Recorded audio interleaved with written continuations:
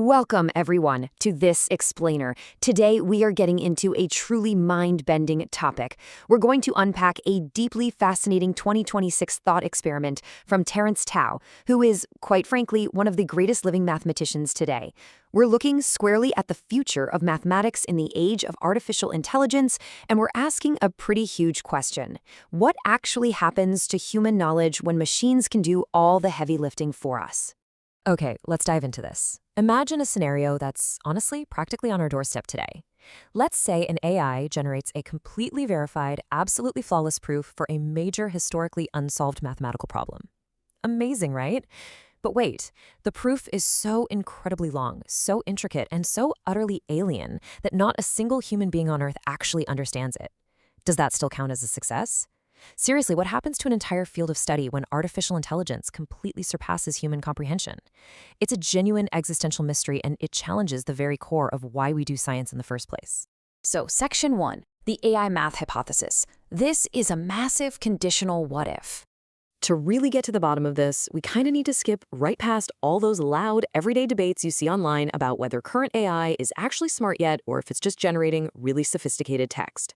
For the sake of this analysis, we're setting all of those arguments entirely aside. Instead, we're operating on what Terence Tao calls Hypothesis 4.1, or just the working hypothesis. Basically, we're going to assume that AI tools will reasonably soon be capable of performing a reasonable fraction of research-level mathematical tasks, with reasonable success, supervision, and cost. By just assuming this hypothesis is true for a moment, we unlock a much deeper, almost philosophical question. If machines can automatically generate the math, what is the actual point of us humans doing mathematics at all?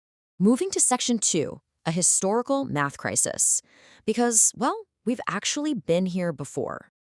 If this whole AI future sounds terrifying to you, it's actually incredibly reassuring to know that mathematics has faced this exact kind of existential turbulence in the past. And it didn't just survive, it thrived by completely redefining its own rules. Let's look at this timeline of what's known as the crisis in foundations. Back in the year 1900, mathematics operated pretty successfully on what we now call naive foundations. Practicing mathematicians were just out there proving theorems without worrying too much about defining exactly what a set or an infinity literally was. But then, boom, 1901 hits and Russell's paradox exposes contradictory axioms in set theory, pretty much ruining everyone's day. The very foundations were flawed. Then, later, in 1931, Gödel's incompleteness theorems dropped a total bombshell, proving that formal systems cannot be simultaneously consistent, expressive, and capable of proving their own consistency. This was a massive crisis, folks. But you know what? This turbulence was valuable. It forced mathematicians to build the explicit, rigorous, mechanized foundational framework that we rely on today with a really high degree of confidence. Which brings us to Section 3, the real goals of math, and how Goodhart's law collides with AI. Today, we're entering a brand new era of comparable turbulence. But this time around, what's being stress-tested isn't our foundational framework for mathematical truth. Instead, it's our unwritten framework of mathematical values. We really have to look at what we actually reward in practice. Historically, our goals in math have been beautifully aligned. I mean, mathematicians aim to solve unsolved problems, sure, but they also want to develop new theories, build a robust community of researchers, train the next generation, and create enduring works of aesthetic value. And historically, making progress on just one of these goals naturally advanced all the others. Like solving a hard problem usually meant you organically developed a cool new technique, which then helped form a community of researchers around it, which then trained students, which eventually resulted in a beautiful new textbook. Solving the problem was just an incredibly convenient proxy for the whole shebang. And this brilliantly illustrates what happens when we introduce AI into that perfectly aligned system. Under excessive optimization, those beautifully aligned goals suddenly scatter and diverge in a million different directions. Because generative AI optimizes purely for the appearance of a satisfactory output, it completely tears these integrated goals apart. An AI might hand you a perfectly solved Erdos problem on a silver platter, but it yields absolutely zero new human theory, there's no student training involved, and it has no enduring aesthetic value. It's just an answer. This brings us face to face with Goodhart's law, which states, when a measure becomes a target, it ceases to be a good measure. The core conflict here is that the financial incentives of the AI industry reward demonstrable, quotable, benchmarkable achievements, like churning out the solution to a famous equation. They target the proxy of solving a problem entirely at the expense of true human understanding and community growth. They hit the target, for sure, but they completely miss the point. All right, Section 4, the problem-solving pipeline. It's time to reevaluate how we actually solve things. So we need to take a step back and deconstruct what we actually want out of all this. We have to remember that solving a mathematical problem isn't just a simple input-output equation. It's actually a really complex, multi-layered human process. Let's move to and see how this builds across the true problem-solving pipeline. It always starts with proof generation and proof verification. Finding an answer and checking if it's actually right. And AI is already getting phenomenally fast at these two steps. But then we have proof exposition, writing it clearly so others can follow along. Then proof publication, getting human community acceptance. And finally, the fifth, the slowest and honestly arguably the most crucial step, proof digestion and canonicalization. This is where result is restated in its natural generality, given its right proof rather than just its first proof, and gets fully absorbed into the standard toolkit of definitive textbook theory. AI literally cannot do this deliberative consensus-building work for us. Now, what's really interesting about this slide is this specific 1991 paper from Jean Bourgain. Look at the sheer amount of human effort and frustration captured in ink there. This page is heavily annotated by a young, frustrated Terence Tao who is just desperately trying to understand it. Current AI exposition tends to be flawless, grammatically perfect, and incredibly slick. But an overly AI-polished proof sands away what we call natural friction, the little apologetic remarks, the carefully rewritten lemmas, the visible struggle. This messy, frustrating human friction is actually vital. It signals to the reader exactly where to slow down and pay attention. And it is precisely how the tacit knowledge of a field gets transmitted from an expert down to a student. The great mathematician William Thurston summarized this perfectly way back in 1994, and his words are more relevant today than ever. The measure of our success is whether what we do enables people to understand and think more clearly and effectively about math.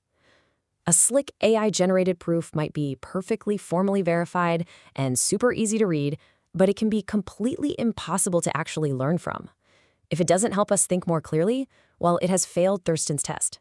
This leads us to Section 5, Surviving Proof Abundance, or what we might call the era of proof indigestion.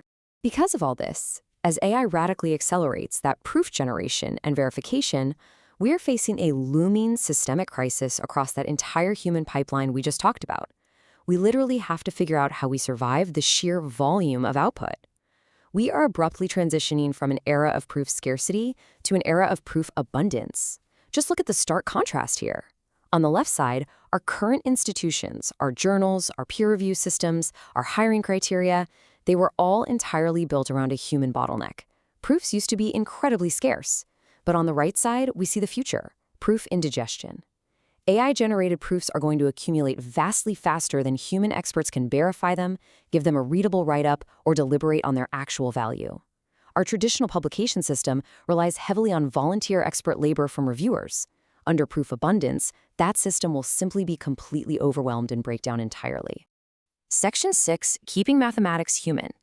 Enter the Leiden Declaration. Fortunately, the mathematical community isn't just taking this sitting down. They are actively defining rules of engagement for this wild new era. In June 2026, the community published the Leiden Declaration on Artificial Intelligence and Mathematics as a proactive blueprint to solve these exact challenges. Here are some of the core recommendations from the declaration that absolutely every researcher needs to know. First up, transparently disclose the use of automated AI tools in your work. Be honest about it. Second, support the needs of reviewing. Make it easier for your human peers by providing formally verified proofs wherever possible. Third, affirm the humanity of authorship. Credit and responsibility belong firmly to humans within the community, not to automated systems. And finally, put proactive effort into the proper attribution of ideas, mostly because AI is notoriously terrible at citing its sources. So the crucial point is that these rules fundamentally shift the community's value system. It moves the prestige away from simply being the first to generate a proof and rightfully places it back on the deeply human labor of digesting, refereeing, attributing, and explaining that proof to the rest of the world. Terence Tao offers a really powerful, no-nonsense, personal rule of thumb to enforce this cultural shift. A proof that no human can properly explain should be viewed as incomplete, even if it has been formally verified by a computer. Think about that. If an author uses AI to solve some monumental problem, but cannot physically stand up at a whiteboard and give a clear, expert-level talk contextualizing their results, then that result simply shouldn't be published. We cannot and absolutely should not outsource our understanding to a black box. Which brings us to a final, lingering question for you all. If the true measure of our success as a society isn't just generating flawless rapid-fire proofs, but actually enabling deep human understanding, how will we choose to use the AI tools of tomorrow? Are we going to let them replace the messy, frustrating, and yet incredibly rewarding process of learning?